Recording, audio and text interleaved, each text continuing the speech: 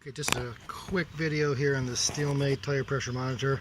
Went on a ride a little bit ago and ended up with the air pressure in the back tire being a little bit low. And if anybody that rides one of these geezer glides knows, with the saddlebags on, it's kind of tough to get find the valve stem, much less get in there to check the pressure or even add any air. So I decided I was going to go ahead and put this tire monitor on there. It was again the Steelmate TP-90. I'm thinking that TP probably stands for tire pressure. So anyway, you can see we've got these valve transponders right in here. Got one here, one in the back, and it's got a little boot right here. Underneath the boot they have a nut that kind of locks it on there, and then there's the transponder right there. With it comes a little pack here. You've got the wrench in there, a couple of spare parts. This little piece right here is used to change the battery, which they say the battery should last about 2 years or so. I guess depending on how much it's used. But in any event, got one here on the front, got another one back here on the back. Here we come around. And what I did was I mounted the monitor, you can see right here, kind of between the speedo and the tack, and ran the wire up underneath this Kuriakin little pouch deal here. I don't know if you can see from the sun glaring, but got that pouch that goes underneath the windshield.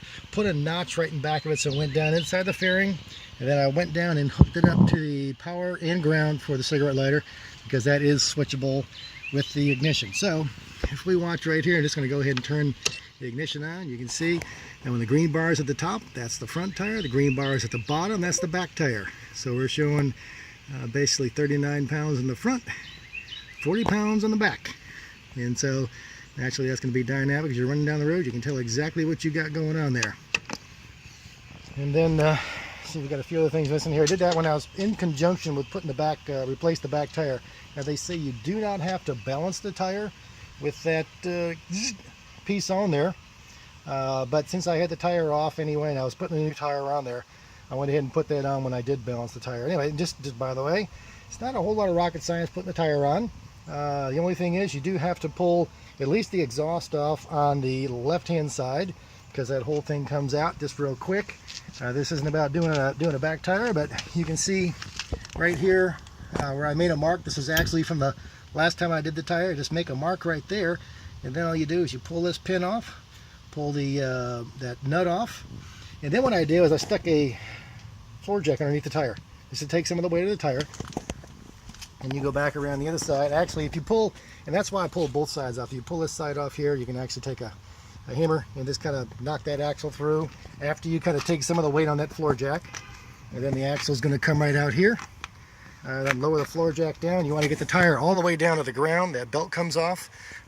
You've got a big bushing on this side. You've got a smaller bushing on this side that goes right in here between the brake caliper mount there.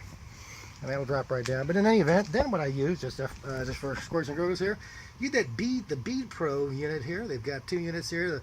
This section here, you put these together, and they've got videos about these. It breaks the bead. You've got the rim protectors that actually work pretty good, and you flip them over. You've got the spoons for actually pulling the old tire off. But in the process of pulling that off, we also saw that, where is it? Yeah, but I got a crack right here in that exhaust pipe. So you can't just replace one, or why would you replace one? So I've got 2 more of those here too. Getting ready to go on. One other thing real quick while we're yakking about stuff. For some reason my volume switch went bad. And so I got a new volume switch. Harley's pretty proud of those. They're about 60 bucks. But what happened actually is the thing just came apart. And technically what you can do, a lot of guys have done, is actually reload it and put it back together and actually super glue. You got to pull this all apart though to fix the switch. And now that I think about it, I saw the parts in there. There's a little metal piece that goes on the side of the plastic. It would have taken a little bit to put that all back together, but in any event, I replaced the switch. Now when you get the switch, they give you about 6 miles of wire. Theoretically it's going to go all the way down through the wire loom and all the way back through. Don't try that.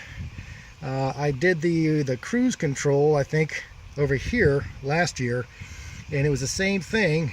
These 2 switches actually have a ground that's connected halfway through that loom.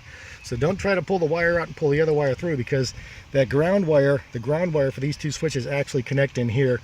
So I just took and cut it and just put some heat shrink, soldered them together, soldered the ends together with just a little bit of that lead, about that much on the new switch, and put some heat shrink and put that back in there. Everything worked pretty good with that. Anyway, that's just a rundown. The main thing again was that tire monitor switch there.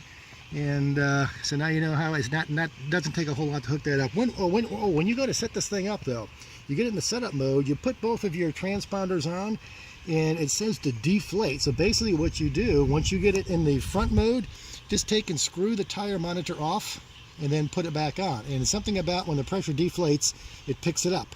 And then you switch to the back, do the same thing, screw the transponder off, screw it back on, it picks that up. And that's all there is really to program. And then they do have high and lows, but I think if you're sitting there watching it, you shouldn't have to have that thing alarmed to you. You should be able to see it when something goes on.